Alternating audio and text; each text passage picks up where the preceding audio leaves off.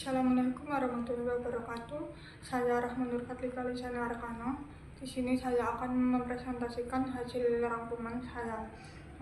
Yang pertama itu ada pengertian pengukuran. Pengukuran itu prinsip, konsep, prosedur dalam menilai serta memberikan angka terhadap kemampuan, pengetahuan, sikap maupun keterampilan. Untuk tujuan pengukuran sendiri itu untuk menetapkan besaran kuantitatif dari karakteristik tertentu yang dimiliki oleh peserta didik atau objek pendidikan itu sendiri.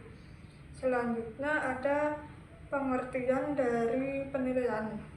Pengertian penilaian sendiri yaitu pengambilan keputusan terhadap suatu hal dengan tolak ukur tertentu, misalnya baik ataupun buruk. Sedangkan tujuan penilaian sendiri yaitu untuk mengumpulkan informasi secara berkala dan menyeluruh tentang proses dan hasil perkembangan peserta didik dan efektivitas pengajaran. Selanjutnya ada pengertian tas. Pengertian tas sendiri yaitu salah satu alat atau instrumen yang sistematis dan baku yang digunakan untuk mengukur sampel perilaku atau pengetahuan seseorang dalam waktu dan kondisi tertentu. Jadi dapat disimpulkan tas itu biasanya digunakan untuk mengukur perilaku peserta didik atau pengetahuan seseorang. Itu untuk selanjutnya ada pengertian evaluasi.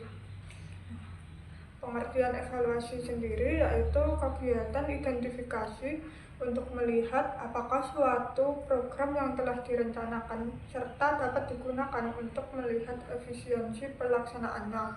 Tujuan evaluasi sendiri itu untuk membuat keputusan atau menentukan nilai dari suatu program, kegiatan atau hasil pembelajaran secara keseluruhan untuk perbaikan. Selanjutnya ada bentuk instrumen penilaian dan tagihan. Yang pertama ada pengertian instrumen penilaian. Pengertian instrumen penilaian sendiri itu sebagai alat atau perangkat yang digunakan untuk mengumpulkan data dan informasi mengenai hasil belajar dan kinerja peserta didik. Tujuan dari instrumen penilaian sendiri itu untuk mengetahui sejauh mana peserta didik itu telah menguasai materi atau mencapai kompetensi yang telah diberikan. Sebagai contoh itu untuk instrumen penilaian itu seperti soal itu seperti ada esai, pilihan ganda, lembar observasi, dan pedoman wawancara. Selanjutnya prinsip penilaian instrumen pendidikan.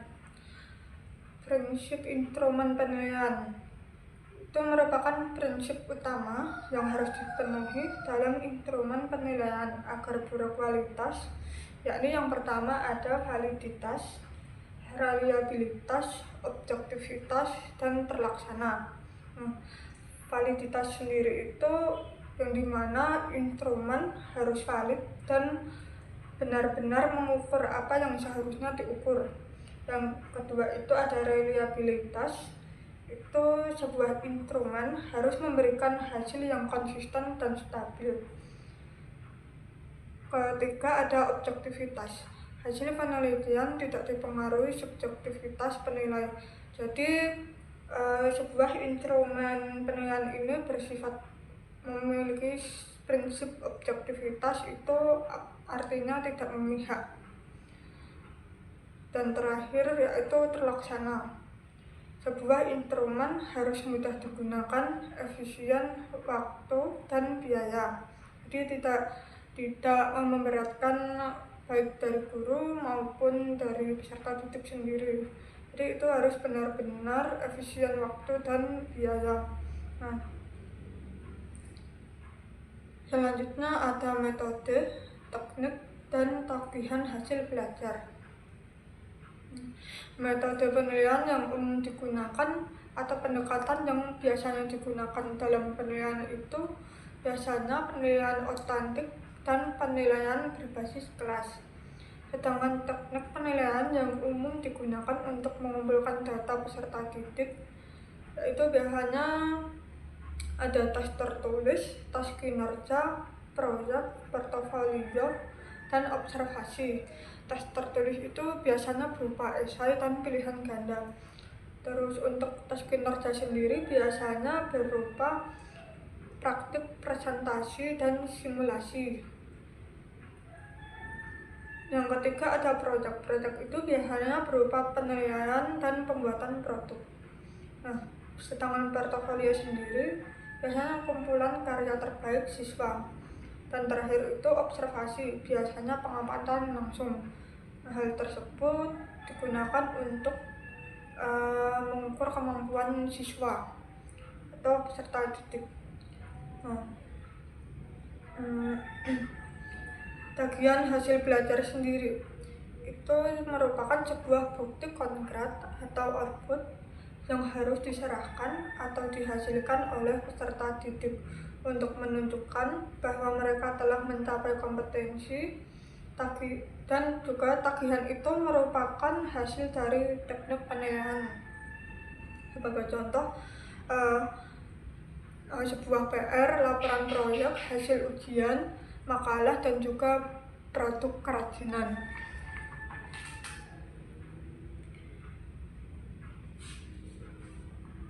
Selanjutnya ada pengertian ICK. ICK atau indikator capaian kompetensi itu adalah penanda spesifik dan terukur dari kompetensi dasar yang harus dikuasai peserta didik. Intinya itu ICK adalah rincian kompetensi yang menjadi target pembelajaran. Selanjutnya ada macam-macam ICK. Yang pertama itu ada indikator ranah kognitif atau pengetahuan dan berpikir. Nah, ini biasanya digunakan untuk mengukur kemampuan berpikir mulai dari tingkat rendah hingga tingkat tinggi. Yang kedua ada indikator ranah afektif atau sikap dan nilai. Biasanya indikator ranah afektif ini untuk mengukur kemampuan yang berkaitan dengan sikap, emosi, nilai, dan apresiasi. Dan terakhir, indikator ranah psikomotorik atau keterampilan atau motorik. Biasanya digunakan untuk mengukur kemampuan yang berkaitan dengan keterampilan fisik, gerak, atau manipulasi objek. Selanjutnya, klasifikasi capaian kompetensi pada setiap jenjang pendidikan. Nah, biasanya setiap jenjang pendidikan itu memiliki klasifikasi kompetensi sendiri yang berbeda-beda. Yang pertama itu SD. SD itu fokus pada dasar-dasar pengetahuan, keterampilan dasar membaca, menulis, berhitung, serta pembentukan karakter dasar pada peserta didik. Yang kedua ada SMP. Biasanya SMP ini mengarah pada penguasaan konsep yang lebih kompleks, penalaran, dan penerapan konsep pada masalah yang lebih luas. Yang ketiga ada SMA atau SMK. Biasanya berfokus pada penguasaan ilmu pengetahuan yang spesifik, keterampilan yang lebih profesional, dan kemampuan berpikir kritis atau menganalisis dan tercipta. Biasanya ini berguna untuk persiapan untuk terjun ke dunia kerja maupun masuk ke perguruan tinggi. Gitu. Dan terakhir ada teori dan konsep tentang capaian kompetensi. Teori sendiri ada dua teori. Yang pertama ada teori behavioristik dan kedua ada teori belajar kognitif. Teori behavioristik biasanya kompetensi dipandang sebagai perubahan perilaku yang dapat diamati dan diukur. Biasanya ini fokus pada penguatan dan latihan. Yang kedua itu ada teori belajar kognitif. Teori ini fokus pada perubahan dalam struktur mental dan proses berpikir, penekanan pada pemahaman, penalaran, dan pemecahan masalah. Nah, untuk konsep tentang capaian kompetensi sendiri itu ada dua, konsep taksonomi tujuan pendidikan dan pendekatan pembelajaran berbasis kompetensi. Konsep taksonomi tujuan pendidikan sendiri, konsep ini memberikan kerangka kerja untuk mengklasifikasikan tujuan dan capaian kompetensi ke dalam 3 domain yang tidak lain yaitu kognitif, afektif, dan psikomotorik dengan tingkatan berbeda-beda untuk membantu guru merumuskan ICK. Yang kedua itu pendekatan pembelajaran berbasis kompetensi. Nah, biasanya konsep ini menekankan bahwa pembelajaran harus berfokus pada penguasaan keterampilan dan pengetahuan spesifik daripada sekadar menghabiskan materi. Nah, mungkin cukup sekian itu saja dari saya, kurang lebihnya mohon maaf.